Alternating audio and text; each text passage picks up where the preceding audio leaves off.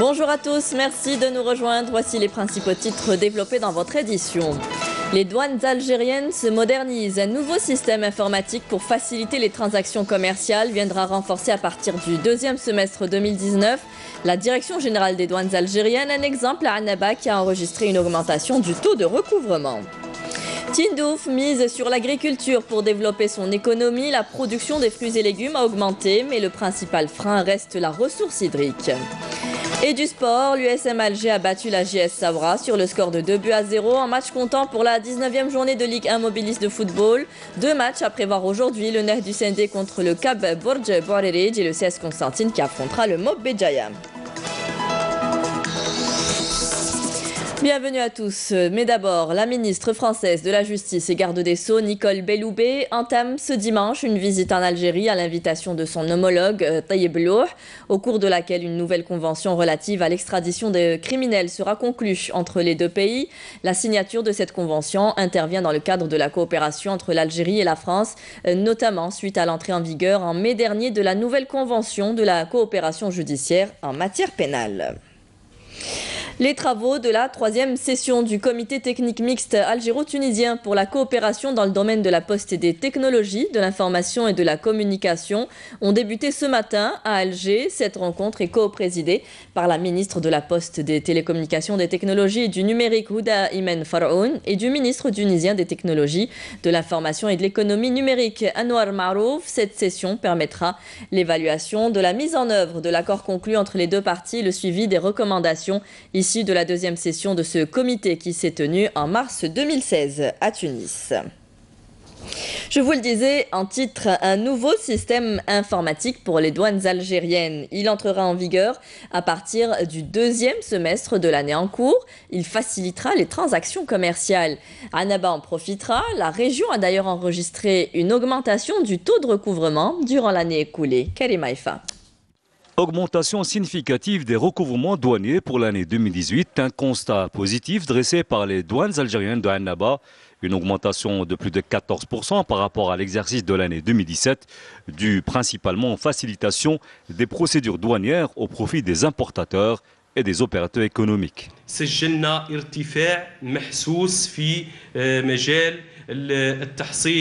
Nous avons enregistré une augmentation sensible dans les recouvrements douaniers, à savoir plus de 84 milliards de dinars, soit une augmentation de 14% par rapport à l'année 2017.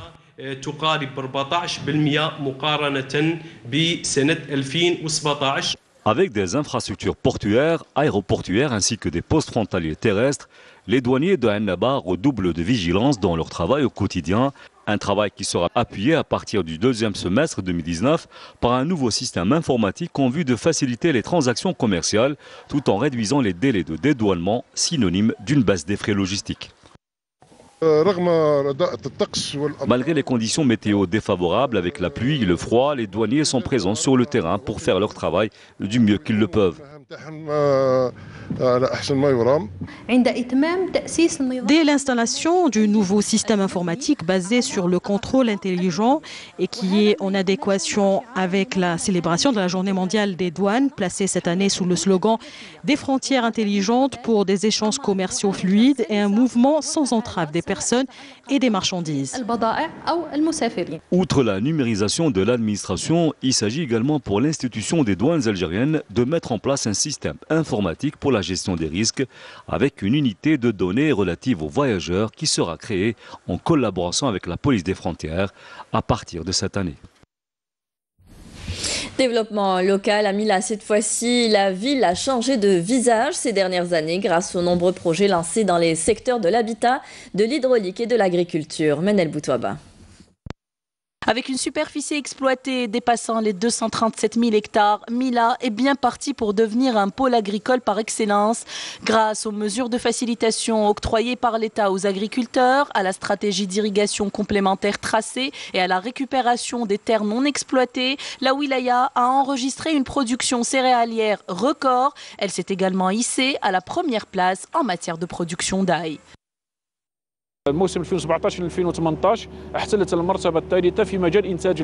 Mila était classée à la 3e place pour la production de céréales durant la saison 2017-2018, avec une production estimée à plus de 3 162 000 tonnes. Elle est la première en production d'ail. La surface réservée à l'ail durant la saison 2017-2018 est de 1893 hectares, avec une production qui a atteint le million de quintaux, ce qui a permis d'alimenter le marché national. Le développement local dans cette région est boosté également par une riche activité pastorale, moteur de lancement de multitudes de projets d'investissement, avec quelques success stories comme celle du groupe d'abattoirs et de production de viande rouge et blanche de Ferjiwa, devenu une référence dans sa filière. Nous avons des viandes d'excellente qualité, ce qui nous a motivés à nous lancer dans ce genre d'investissement. Nous pouvons abattre jusqu'à 30 moutons par jour. Pour les bovins, cela varie de 50, 60 à 100 têtes par jour. Nos viandes sont vendues partout, à travers le pays. Quant à la volaille, nous en abattons jusqu'à 1500 par jour. Mila alimente également 6 wilayas en eau potable grâce au grand transfert à partir du barrage de Beni Haroun. Autre défi relevé, le renforcement de son parc immobilier qui a été étendu à 67 000 unités. 54 400 logements ont été réalisés, 7 900 sont en cours et 5 198 unités sont sur le point d'être lancées. Avec les multitudes de programmes de développement lancés simultanément et dans plusieurs secteurs, les autorités locales sont décidées à faire de cette région une des locomotives de la relance économique nationale. Tindouf est l'une des régions les plus dépourvues en ressources hydriques. Malgré cela, le secteur agricole s'est nettement développé ces dernières années. La production des fruits et légumes a enregistré un meilleur rendement par rapport à l'année écoulée, ce qui encourage les agriculteurs et les autorités publiques à s'investir encore plus. Nseline Ben Saïdi. Ces dernières années, la wilaya de Tindouf a enregistré une production record en matière de fruits et légumes. Une production due principalement aux efforts des agriculteurs et des autorités de la wilaya afin de booster ce secteur. Dieu merci, il y a tout ce qu'il faut ici à Tindouf. Avant, même avec notre argent, on ne pouvait pas acheter grand-chose. Il n'y avait pratiquement rien et même si on trouvait des légumes, ils n'étaient pas frais. Dieu merci, maintenant nous avons le grand choix et à des prix qu'on ne trouve pas ailleurs. Grâce aux efforts des agriculteurs et ces dernières années, la wilaya de Tindouf a enregistré une nette amélioration en matière de production de fruits et légumes. Grâce aux différents programmes de soutien adoptés par l'État pour le développement du secteur de l'agriculture, la production agricole a connu un essor dans la région. L'objectif du secteur à présent est de doubler cette production. Grâce aux efforts des exploitants agricoles, nous sommes arrivés à couvrir les besoins des habitants de Tindouf. Nous sommes arrivés à obtenir une production de tomates estimée à 7 tonnes sous serre, 90 quintaux de concombres. Nous demandons juste à ce que les projets en suspens soient débloqués. Si nous continuons sur cette lancée, nous allons inonder le marché local. Seul petit bémol, l'eau fait défaut. Nous avons un seul forage qui alimente 20 hectares. En dépit du caractère aride de la région, les agriculteurs de Tindouf ne baissent pas les bras et tentent de doubler cette production. De nouvelles mesures administratives ont été prises dans la région de l'extrême sud du pays, à Tamanrasset. Dorénavant, les nouveaux parents ont un délai de 20 jours pour déclarer une naissance. Le secteur de la santé sera quant à lui relié directement avec les APC pour faciliter encore plus la procédure. Camélia Melal.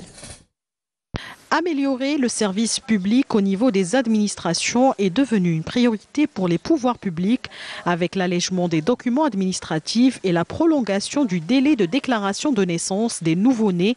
Comme c'est le cas à Tamanrasset, dorénavant les parents auront un délai de 20 jours pour inscrire leurs enfants.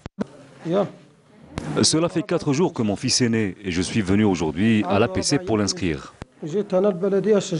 On l'a pas encore inscrit, peut-être d'ici l'après-midi ou carrément demain, on verra. Concernant les habitants des régions du Sud, nous leur avons accordé 20 jours pour pouvoir inscrire leurs nouveau-nés, surtout ceux qui habitent dans des régions enclavées.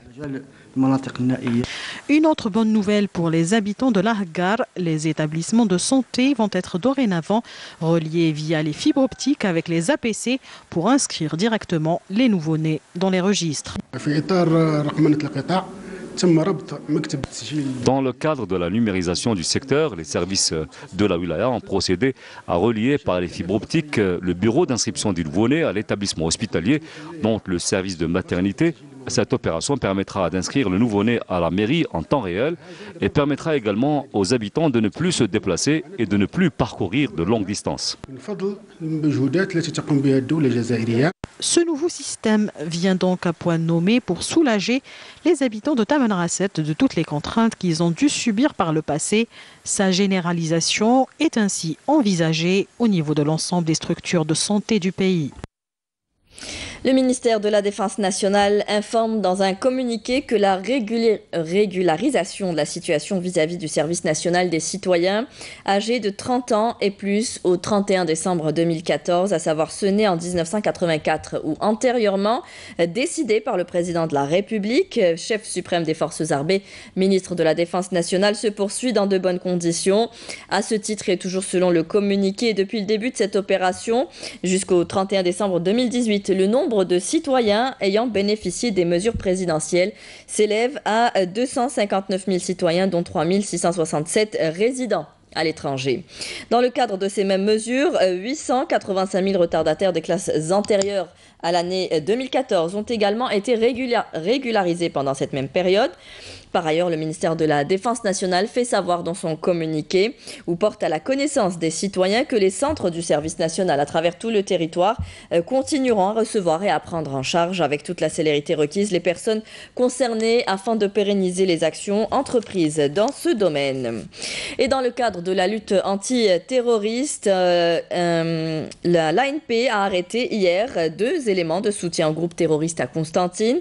Dans le cadre de la lutte contre la contrebande et la criminalité organisée, un détachement combiné de l'ANP a appréhendé à Marnia, dans la wilaya de Tlemcen, 2 narcotrafiquants et saisi 48 kg de kif traité, tandis qu'un autre détachement combiné de l'ANP a saisi à Béchar 26 kg de la même substance, détenue par 4 narcotrafiquants à bord de 2 véhicules touristiques. Et puis par ailleurs, 20 immigrants clandestins de différentes nationalités ont été interceptés à Ingezem et à Tlemcen, selon le communiqué du ministère de la Défense nationale, qui informe également qu'un terroriste s'est rendu vendredi dernier aux autorités militaire de Tamanrasset en possession d'une mitrailleuse de type Diktaryov et une quantité de munitions. Il s'agit du terroriste d'Ichili Dami, dit Nasser, qui a rejoint les groupes terroristes en 2011. Et enfin, un détachement de l'ANP relevant de la même région a découvert une cache d'armes contenant un pistolet mitrailleur de type Kalachnikov et un chargeur de munitions. L'armée israélienne poursuit ses agressions contre les Palestiniens civils en Cisjordanie. 1 mort et 30 blessés ont été enregistrés. Le résumé de l'actualité internationale avec Naïma Haouch. Les Israéliens ont tué ce samedi un Palestinien et en ont blessé 6 autres à Ramallah en Cisjordanie, a déclaré le ministère palestinien de la Santé. Les affrontements ont éclaté dans le village d'Al-Mourayer après une tentative d'intrusion de colons israéliens. L'armée israélienne avait alors ouvert le feu sur les villageois. L'OLP a condamné énergiquement les agressions et les crimes des colons israéliens visant le peuple palestinien sans défense dans cette localité du nord-est de Ramallah en Cisjordanie. Aux Philippines, au moins 18 personnes ont péri ce dimanche dans un double attentat contre une église de l'île de Jolo, bastion de l'organisation extrémiste d'Abu Sayyaf dans le sud du pays. L'attentat intervient 2 jours après l'annonce de l'approbation massive lors d'un référendum lundi dernier de la création dans le sud des Philippines de la région autonome Bongo-Samoro dans le cadre du processus de paix avec l'insurrection armée. La première bombe a explosé dans l'église au moment de la messe et la seconde dans le parking quand les militaires sont arrivés. Les Vénézuéliens ne savent plus qui les gouverne. En pleine crise politique, le pays se retrouve avec deux présidents, l'officiel Nicolás Maduro, que la communauté internationale ne reconnaît pas, et l'autoproclamé Juan Guaidó, reconnu par les États-Unis et l'Union européenne. L'attaché militaire du Venezuela à Washington jette un pavé dans la mare. Le colonel José Luis Silva assure ne plus reconnaître Nicolás Maduro comme président légitime du pays et a appelé les militaires à soutenir le président autoproclamé. La Russie parle de coup d'État et accuse les États-Unis et leurs alliés de vouloir renverser le président actuel. Au Brésil, l'alerte est donnée ce dimanche face à un risque de rupture imminente d'un autre barrage minier à Brumadinho, dans le sud-est du pays. Les pompiers brésiliens ont suspendu hier soir la recherche de survivants à la coulée de boue provoquée par la rupture d'un barrage du géant minier Vale, catastrophe qui a fait 34 morts et près de 300 disparus. Les raisons restent encore à déterminer. Les espoirs de retrouver les disparus sont minces et la pluie rend les recherches encore plus difficiles. Retour au pays. Le Centre national du cinéma et de l'audiovisuel, le CNCA, entame sa deuxième saison du Ciné-Club. La première saison a connu la participation de grands réalisateurs, à l'instar d'Ahmed Rajdi, Lamine Werbeh et Merzak Aloueche. Cette saison débute avec un des piliers du cinéma et de la télévision, le réalisateur Jamel Bendedouche. Le reportage de Emir Nebech. Rencontre et retrouvailles avec les amis d'avant, avec sa deuxième famille, celle du cinéma et de la télévision. Pour le réalisateur Jamel Bendedouche, cette journée est particulière car il s'agit aussi pour lui de montrer son film réalisé en 2007. Erskil indigène, l'histoire qui relate le parcours d'Erskil Béchir, un révolté, un insurgé, un rebelle qui mena en Kabylie des actions contre les caïds, les chefs de village et l'administration coloniale française durant l'occupation de l'Algérie. Je tenais à faire ce film pour plusieurs raisons. Parce qu'il fallait faire un travail de mémoire. La mémoire, c'est très important. Il fallait que nos jeunes d'aujourd'hui, les jeunes, il faut qu'ils sachent que l'indépendance n'a pas été acquise comme ça. Le Centre national du cinéma et de l'audiovisuel entame sa deuxième saison du Ciné-Club du samedi après-midi et dispose d'une très belle salle de projection équipée de moyens modernes de projection. Le Ciné-Club au niveau du Centre national du cinéma et de l'audiovisuel, c'est beaucoup plus un lieu de rencontre. Et d'autre part, on a une nouvelle génération des jeunes qui s'intéressent au cinéma et à la télévision, mais ils n'arrivent pas à trouver des repères auprès de ces professionnels. Et je pense que le Centre national, à travers le Ciné-Club, c'est un lieu mensuel pour se rencontrer ce monde-là. Et c'est bien de discuter les films, surtout, et les films algériens réalisés dans plusieurs étapes. Avant de lancer le film, un hommage a été rendu au défunt producteur Youssef Goussem, disparu jeudi passé à travers une minute de silence observée par l'assistance. Histoire qui fait presque partie des annales de la télévision algérienne. Parler du film, du scénario, de la naissance de l'idée, du montage financier du projet et des problèmes liés à la production. C'est l'exercice qu'a entrepris le réalisateur Jamel Bendedouche face à une assistance attentive à sa présentation. Rencontres, échanges, projections et débats, c'est le Ciné-Club du CNCA, organisé une fois par mois. Un rendez-vous à ne pas rater. Et on terminera ce journal avec du sport. Football, l'USM Alger a battu la JS Sabra sur le score de 2-0 en match comptant pour la 19e journée de Ligue 1 Mobilis de football disputée hier à huis clos au stade Omar Hamadi de Bollorine. Ce résultat permet aux Rouges et Noirs de consolider leur position en tête de classement avec 40 points, portant ainsi leur avance à 4 longueurs sur leur poursuivant immédiat, la JS Kabylie. L'autre match programmé samedi a vu le Paradou AC l'emporter à Médéa devant l'OM local 1-0, alors que le match au sommet de la 19e journée qui devait opposer à Sétif l'ESS au Mouloudia d'Alger n'a pas eu lieu en raison du terrain rendu impraticable par la neige. Cette journée prendra fin aujourd'hui avec deux rencontres, à savoir le Neh du Sendé qui affronte le Cap Borj Barerij à 15h. Le match sera retransmis en direct sur Canal Algérie. L'autre match, le CS Constantine contre le Mob Béjaïa à 17h. C'était la dernière information de ce journal. Merci à vous tous de nous avoir suivis. Tout de suite, vous retrouverez Amel Laribi pour les prévisions météo. Vous pouvez toujours revoir nos programmes sur Facebook et YouTube. Les adresses s'affichent en bas de votre écran. Ce soir, vous retrouverez Nadia Medessi pour le journal à 19h. Très bonne journée à tous. Au revoir.